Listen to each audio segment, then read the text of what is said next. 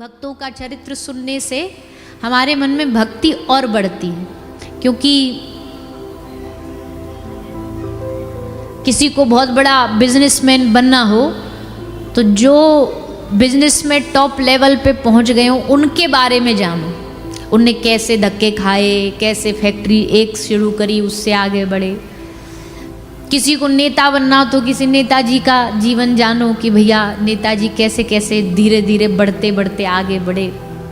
किसी को भक्त बनना है तो भक्तों का चरित्र जानो। जब आप मीराबाई सा का चरित्र सुनोगे, जब आप कर्माबाई का चरित्र सुनोगे, जब आप करमेती बाई का चरित्र सुनोगे। कर्माबाई करमेती बाई दो अलग अलग भक्ता हुई हैं राजस्थान में। कर्माबाई तो लगभग सब जानते ही हैं, खिचड़ी बना के श्री जगन्नाथ भगवान को पवाती थी। आज भी जगन्नाथ जी में भात का ही भोग लगता है, खिचड़ी का भोग लगता है। एक भक्त हुई राजस्थान में करमेती बाई। करमेती बाई, इनको ऐसी भगवान में लगन लग गई, ऐसा इनको ठाकुर जी से प्रेम हो गया, बचपन से ही बाल्यकाल से ही। इनके पिता थोड़े से ज़्यादा भगवत भक्ति में नहीं थे, पर इनका मन भगवान में लग गया। और जब बड़ी हुई तो इनका ब्याह निश्चित हो गया। ब्याह निश्चित हुआ तो इनको पता था कि जिनसे इनका ब्याह होने जा रहा है वो व्यक्ति एकदम भगवत भक्त नहीं था, वो परिवार भगवान के समर्पित परिवार नहीं था। तो करमेती बाई समझ गई कि अब वहाँ अगर हम जाएंगी तो हमारी भक्ति को हमको भी रोका जाएगा, और हम सबके बगैर रह सकती है पर ठाकुर जी के नाम के बगैर नहीं रह सकती। तो क्या करूं? तिथि निश्चित हो गई, ब्याह निश्चित हो गया, और जैसे नजदीक समय आया सोई रात्रि को करमेती बाई घर छोड़ करके वृंदावन के लिए भाग गई। रात्रि को आधी रात को घर से निकली। अब पिताजी को भी पता था, थोड़ा तो अनुभव था ही कि ये भाग सकती है, जा सकती है, और जाएगी भी कहाँ, वृंदावन ही जाएगी। तो वृंदावन के रास्ते पीछे से इन्होंने सैनिक भेज दिए, किसको पकड़ के लाओ, लौटा करके लाओ, हमारी नाक कट जाएगी। इतने समाज में हमने इतनी तैयारी करी, इतनी इज्जत बनाई, पता चले घर की पुत्री भाग गई तो क्या होगा हमारा। तो सब सैनिकों को भेजा। करमेती बाई वृंदावन जा रही हैं, पूरे रास्ते जंगल में बड़ी खुशी आनंद से कि अब वृंदावन जाऊंगी, अब ठाकुर जी से मिलूंगी। तभी पता लगा कि पीछे सैनिक आ रहे हैं और इन्होंने अगर पकड़ लिया हमको तो हमको घर लौटना पड़ेगा। कहाँ छुपूं? जंगल था, रेगिस्तान तो था ही। राजस्थान में कितना भयानक होता है, छुपने के लिए ना पेड़ थे ना जगह थी। तो कहाँ छुपी? वहाँ पे एक ऊंट मरा पड़ा था, और बड़े सालों से, बहुत दिनों से मरा पड़ा था। यानी उसका शरीर का जो केवल ढांचा बचा था, पूरा भीतर का जो शरीर का अंग था वो सब धीरे धीरे खत्म हो गए थे, तो ढांचा बचा था। तो करमेती बाई ने सोचा कि मैं इसी में छुप जाती हूँ, और उसी में जाकर के छुप गई। अब आप सोचो, एक मृत पशु से कितनी दुर्गंध आती है, कितनी दुर्गंध आती है। पर करमेती बाई सिकाई ने पूछा बाद में कि करमेती तुम उस ऊंट में कैसे छुप गई, तुम्हें दुर्गंध नहीं आई? तो करमेती बाई कहती है कि संसार की दुर्गंध से बढ़िया तो मुझे वो दुर्गंध लगी, वो सुगंध लगी मुझे, कि अगर मुझे उससे बचना है तो इस दुर्गंध को मैं अपना लूं। कई दिन तक उसमें छुपी बैठी रही, और फिर जब देखा कि सब लौट गए तब उससे निकल के श्रीधाम वृंदावन आई, आ गई, यही वास करने लगी। फिर पिताजी वृंदावन आए, वृंदावन समझाने के लिए आए, इनको लौटाने के लिए। पर इनने ऐसी भक्ति का रंग चढ़ाया, ऐसी कृपा का रंग चढ़ाया कि जो पिताजी इतना भक्ति भाव में नहीं थे, करमेती के भाव को देख करके पिता भी पूरे भक्ति में डूब गए। श्री वृंदावन धाम में ही रहने लगे करमेती बाई के साथ। तो भैया ऐसे ऐसे भगवान के प्रेमी अनुरागी भक्त हुए हैं। अब चलो, हम तो इतने ना तो प्रेमी हैं ना तो इतने बड़े अनुरागी हैं, हमें तो संसार की दुर्गंध भी सुगंधी लगती है, अच्छी लगती है। पर ऐसे भक्तों का चरित्र सुनते सुनते रहने से ठाकुर जी भी हम पे कृपा करते हैं। उनकी कृपा से हमारे हृदय में भक्ति का भाव बढ़ता है। तो भागवत जी में भी विदुर और विदुरानी का प्रसंग सुखदेव जी ने सुनाया। आप सब जानते ही हैं, विदुरानी के केला के छिलके भगवान ने बड़े भाव से पाए, ना कोई स्वाद देखा, ना कोई मनोरंजन देखा, सब छोड़ करके दुर्योधन के मेवा त्यागे, साग विदुर घर खाई, सबसे ऊंची प्रेम सगाई। उस प्रेम के वशीभूत होके ठाकुर जी ने इस विदुर और विदुरानी पर कृपा करी है। आगे श्री सुखदेव जी श्री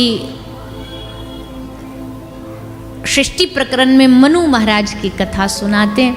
पहले भगवान के वरावतार की कथा आती है। भगवान ने वरावतार धारण किया, कृपा करी, हिरण्याक्ष और हिरण्यकश्यपु नाम का जो दैत्य थे उनमें से जो हिरण्याक्ष था उस पर श्री वराह भगवान ने कृपा करी। फिर मनु महाराज प्रकट हुए, शत्रुपा महारानी ब्रह्मा जी से प्रकट हुए, सृष्टि का निर्माण हुआ और मनु महाराज से हम सब मानव बने। मानव नाम ही इसलिए पड़ा क्योंकि हम सब मनु महाराज की संतानें हैं, इसलिए हमारा नाम मानव है। तो मनु महाराज के वंशावली सुनाते हुए उनकी परिवार का पूरा वंश सुनाया। देहूति नाम की उनकी एक पुत्री हुई है जिनका विवाह करदम जी के साथ हुआ। करदम ऋषि के साथ माता देहूति का विवाह होता है और उनके घर श्री कपिल भगवान का प्रागट्य हुआ। कपिल भगवान का उपदेश उनके द्वारा दिया गया ज्ञान अपनी माता को भागवत जी में वर्णन किया गया है। बहुत सारे चर्चाएं प्रसंग सुनाए हैं। सांख्य योग के प्रणेता हैं कपिल भगवान, लेकिन इस प्रसंग में भी उनने भगवान के नाम की महिमा को बताया, अपने जीवन की दिनचर्या को बताया कि दिनचर्या हमारे जीवन में कैसी होनी चाहिए। भैया हम आप सबसे प्रार्थना करें, आप जितने भी लोग हो अपनी दिनचर्या ठीक रखो। दिनचर्या कैसे ठीक रखो कि जब आप सुबह जगते हैं तो सुबह जगने के बाद पहला काम ही आपका होना चाहिए भगवत स्मरण। बोलते भी हैं कि सुबह सुबह जो करो, सुबह कोई जुबान पे आपके कोई लाइन आ जाए, कोई फिल्म का गाना आ जाए, कोई भजन का कोई गीत आ जाए, पूरे दिन चलता रहता है जुबान पे, वही दिमाग में चलता रहे। तो सोचो अगर सुबह सुबह आप सब बैठ कर के थोड़ा भगवान की स्मृति करोगे तो पूरा दिन आपका अच्छा जाएगा, बढ़िया जाएगा। तो सुबह उठ कर के सबसे पहले प्रातःकाल जगो, जग कर के बेड से उतरो नीचे, धरती माता को प्रणाम करो, पृथ्वी माता से क्षमा याचना करो, भगवान को प्रणाम करो कि प्रभु आपने एक नई सुबह देखने का हमें मौका दिया। आप कृपा न करो तो ये आँखें खुल नहीं पाएंगी, आप कृपा ना करो तो हम दिन का नया सूरज देख ना पाएंगे। बड़ी कृपा आपकी, धन्यवाद दो। उसके बाद उठ कर के स्नान के लिए जाओ, सबसे पहले स्नान करो, बाकी सब काम बाद में।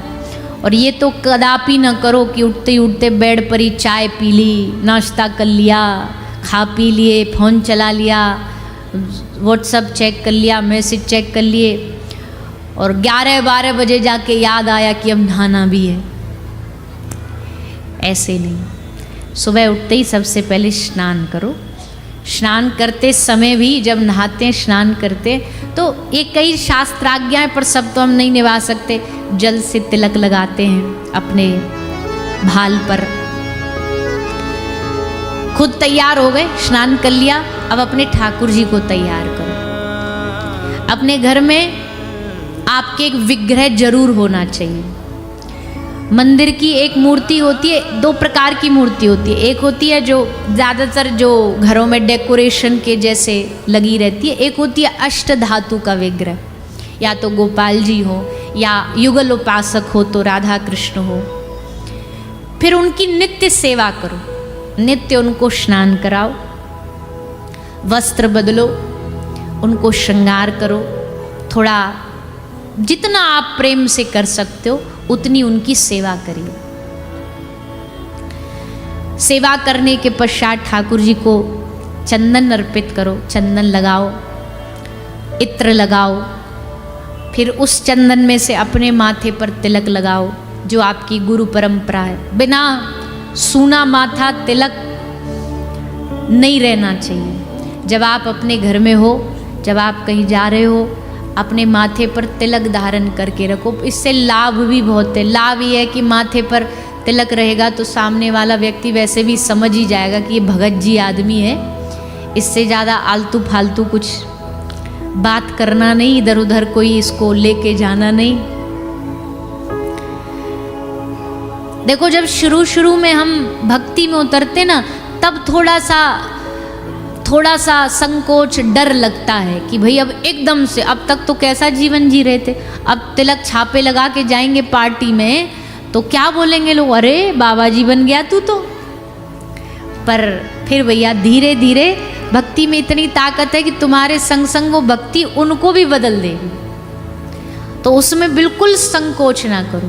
और भारत में जन्म लेके अगर माथे पे तिलक लगाने, कंठी पहनने, चोटी रखने, धोती पहनने, इन सब में शर्म आए तो भैया भारत में जन्म लेना ही बेकार। भारत भूमि का जन्म ही इसलिए महान है क्योंकि यहाँ आप अपने धर्म को जी सको, धर्म को जी पाओ। माथे पर तिलक हो, कंठी हो, पहचान हो भक्त जैसे। अच्छा, भगवान की वैसे बहुत कृपा है अभी फिलहाल के समय में। पहले तो बिल्कुल भी हमको तिलक कंठी वाले लोग नहीं मिलते थे, बहुत कम मिलते थे। अब भगवान की ऐसी कृपा कि एयरपोर्ट पर, कहीं कोई जगह पर थोड़े थोड़े अब लोग थोड़ा मानने लग गए हैं। ऑफिस जा रहे हैं तो लगा लिया, कहीं कॉलेज जा रहे हैं तो लगा लिया। और अब तो वैसे भी भैया भक्ति ट्रेंड में है और होनी भी चाहिए। हमको तो कोई इससे बुरा नहीं है। कई लोग कहते हैं अरे दिखावा है, अरे कोई बात नहीं, दिखावे के लिए ही सही, कम से कम कर तो रहे। आज की युवा पीढ़ी दिखावे के लिए भी भजन करने लग जाए ना तो हम तो कहते मौज है। आज दिखावा कर रही है, कल को असलियत में बदलेगा। कितनी अच्छी बात है कि कोई युवा पीढ़ी के बच्चे अपने कॉलेज जा रहे हो तो तिलक लगा के जाएं। किस गुरु के आश्रित हैं, बोल फलाने गुरु जी हैं हमारे। खूब करना चाहिए भैया, इसमें कोई संकोच नहीं। और पहले बड़े करो, पहले बड़े करो। बड़े करेंगे तब तो बालक सीखेंगे, तब तो बच्चे सीखेंगे, तब तो उन्हें पता लगेगा कि ये हमारा धर्म पहचान। देखो, कोई दूसरे धर्मों को ले लो आप, आपको किसी के सर पे पाग दिख जाए आप समझ जाओगे भैया कोई सिख धर्म वाला है। आपको किसी के गले में क्रॉस दिख जाए तो मतलब ये जीसस वाले हैं। टोपी वाले वो अपने आप समझ आते हैं। पर अगर हम सनातनी हैं तो हम सनातनियों की क्या अलग से पहचान नहीं हो जानी चाहिए कि देखते ही पता लग जाए कि ये हिंदू धर्म का सनातनी व्यक्ति। हम क्यों संकोच करें, हम क्यों डरे तिलक लगाने में। तो इसका मतलब समझ रहे हो ना, क्या मतलब है। हाँ, बस ये नहीं रहना चाहिए। वाह वाह वाह, ताली। हाँ, बड़ी अच्छी बात कह दी, बड़े पॉइंट की। तिलक लगाना चाहिए बिल्कुल पड़ोसियों को। हाँ, तो कल जब आओ तो माथे पे तिलक लगा के आओ।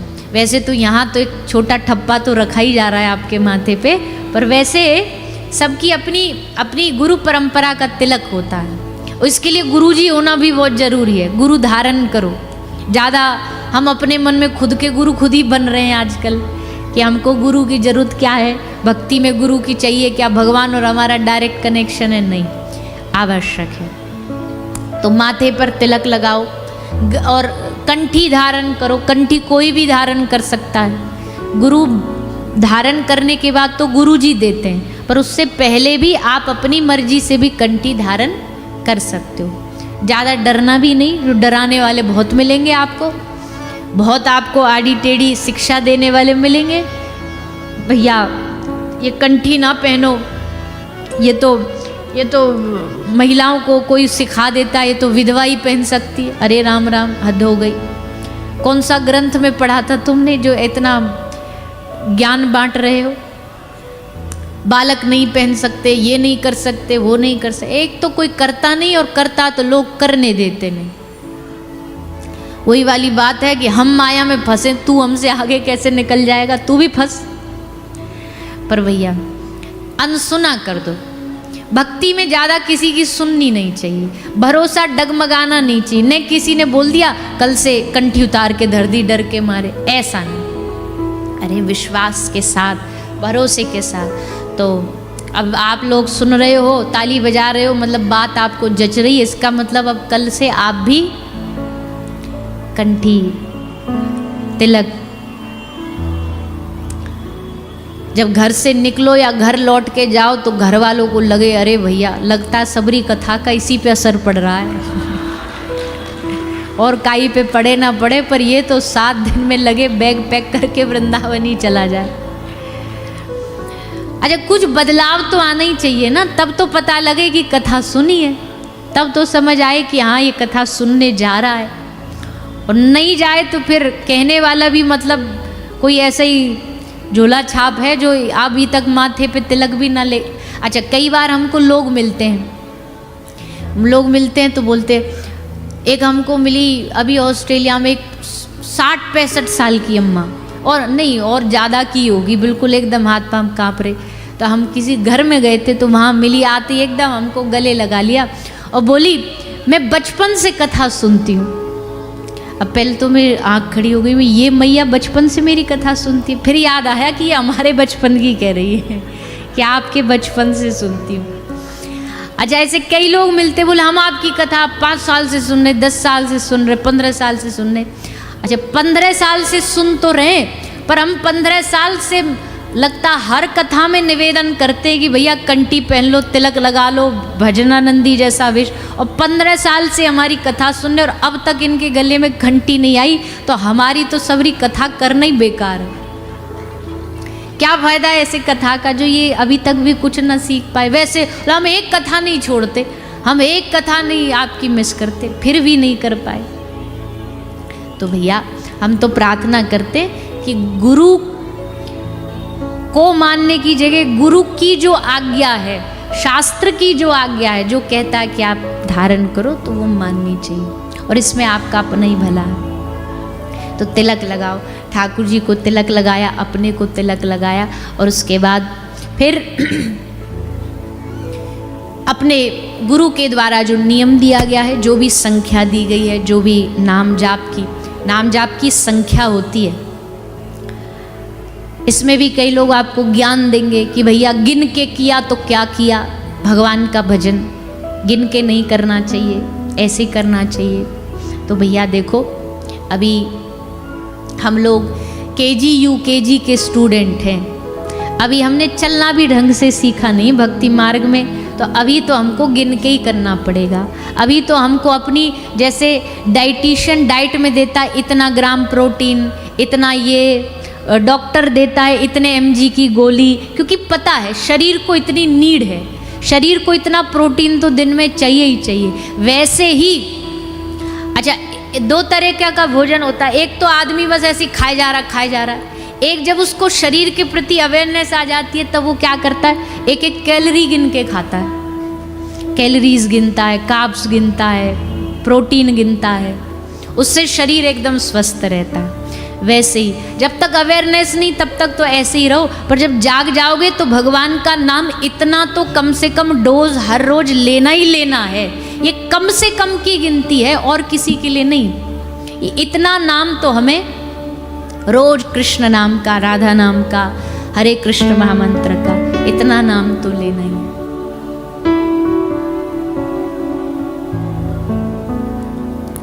हर रोज नाम।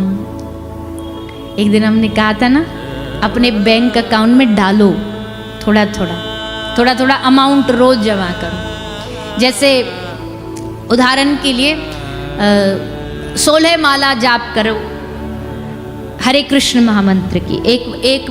एक मंत्र में 32 अक्षर होता है, तो 16 फिर 16 फिर 16 फिर 16 कितनी हो गई? 16 को 4 से जमा करोगे तो 64 माला। 4 राउंड अगर आप 16 माला करते हो 64 माला हो। 64 माला का मतलब होता है 1 लाख नाम आपका एक दिन में पूरा हो गया 64 माला करने पे। तो अब जो ब्रज के साधु हैं, वैष्णव हैं, महात्मा हैं, जो ब्रज में ही पड़े भगवान का नाम ले, वो कई 1 लाख, कोई 2 लाख, कोई 3 लाख, ये सब गिन गिन के कि इतना लाख नाम हो गया हमारा भगवान का, और उसको पूरे दिन करते हैं, पूरे दिन उसको जाप करते हैं। और ऐसे ही होना चाहिए। अपने नाम की संख्या को बढ़ाओ। भगवान के नाम की जितनी संख्या बढ़ेगी उतना जीवन का कल्याण होगा, क्योंकि ये संपत्ति तेरे जीवन की, ये संपत्ति तेरे जीवन की, ये संपत्ति तेरे जीवन की, ये संपत्ति तेरे जीवन की, छिन छिन याहि निहोर, अरे